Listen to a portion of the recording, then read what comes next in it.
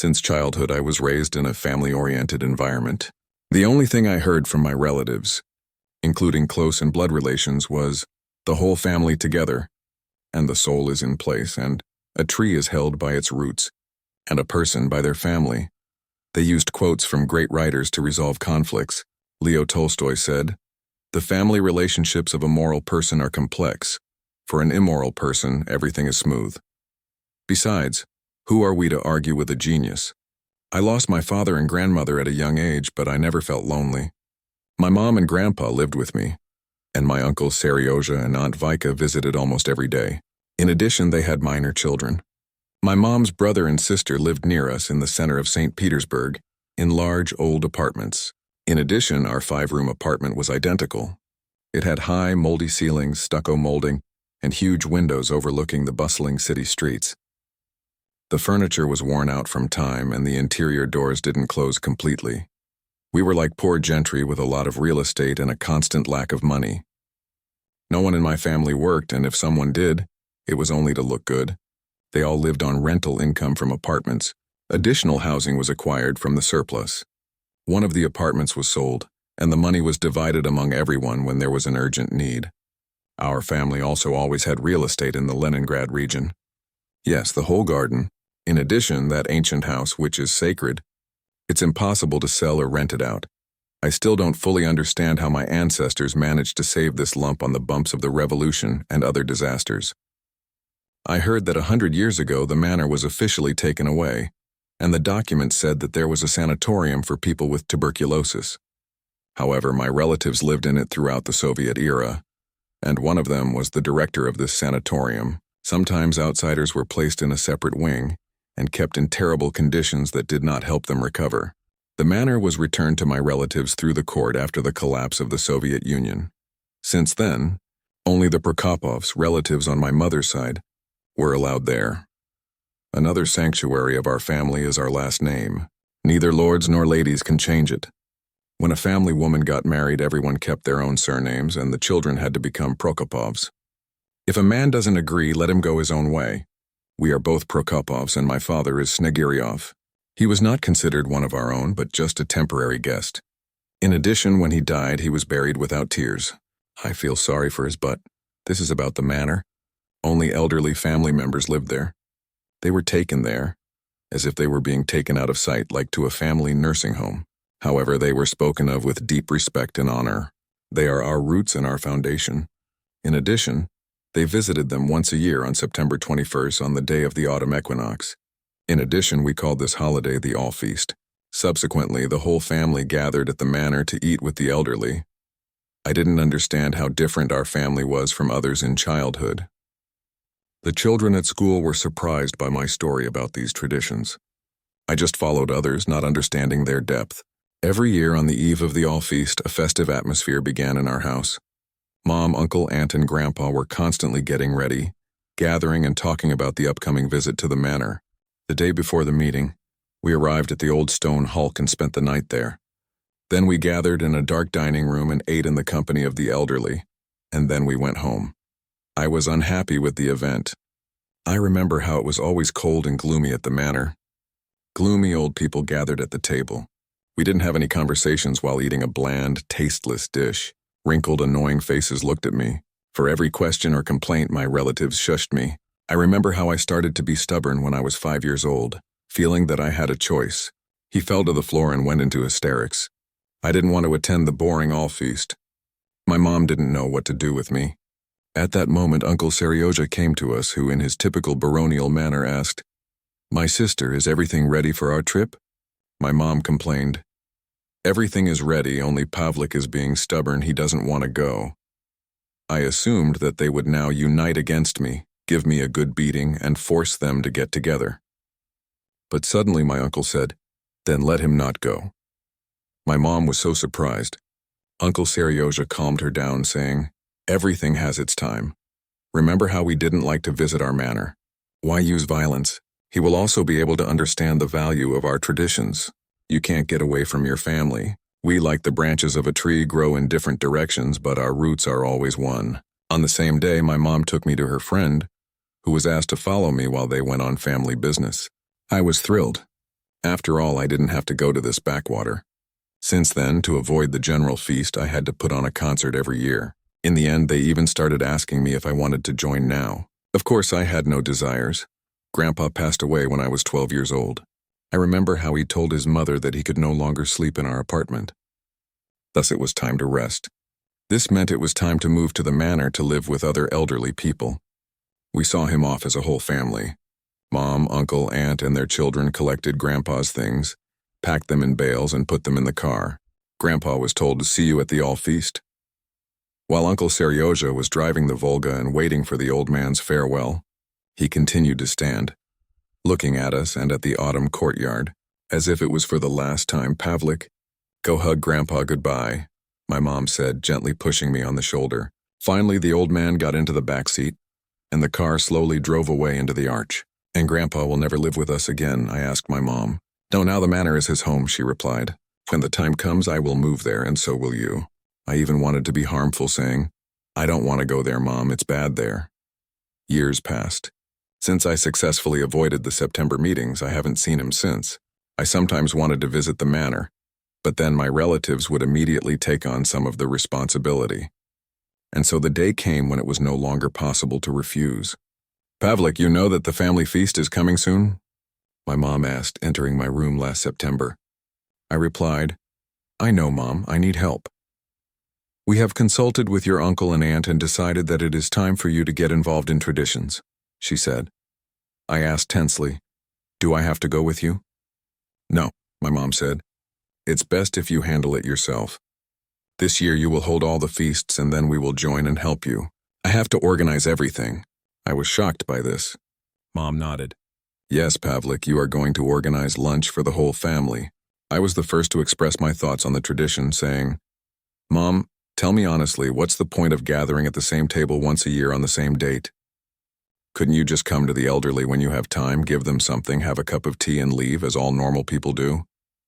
What is the reason for this officialdom?" "Son, this didn't stop me," my mom screamed in horror.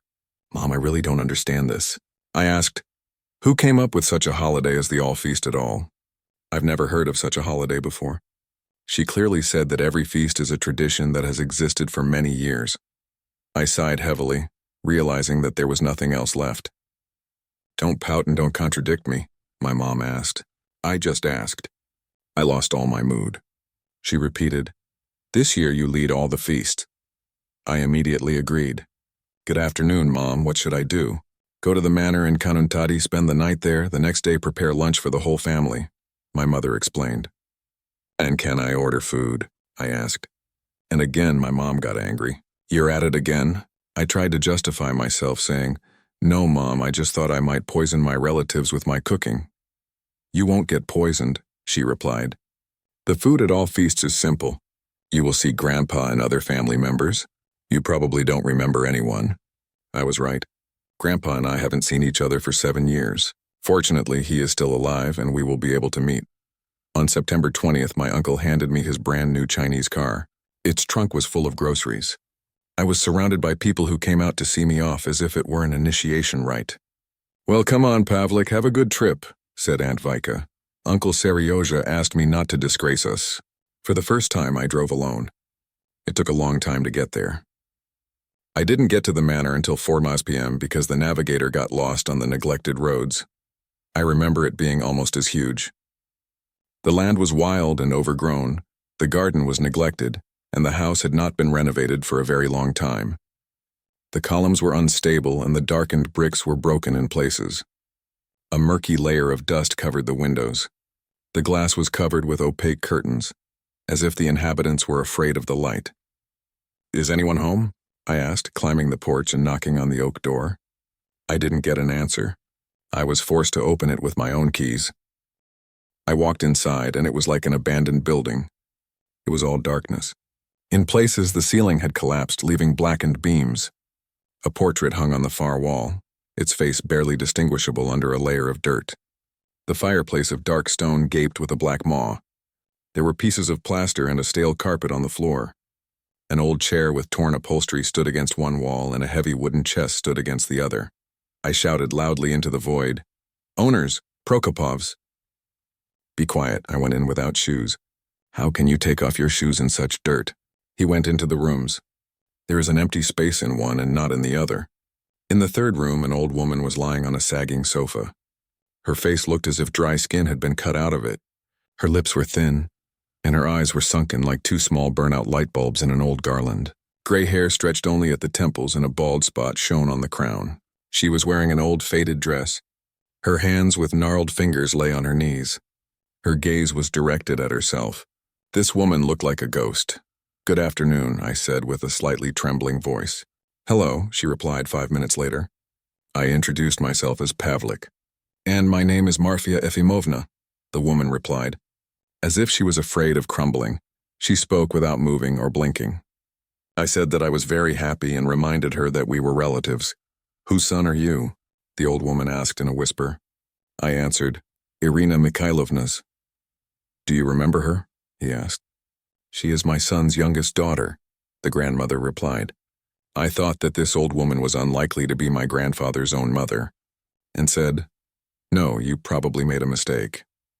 Although he was born early, he himself was an old man. The old woman gradually lowered her eyelids. I decided that I would no longer bother her.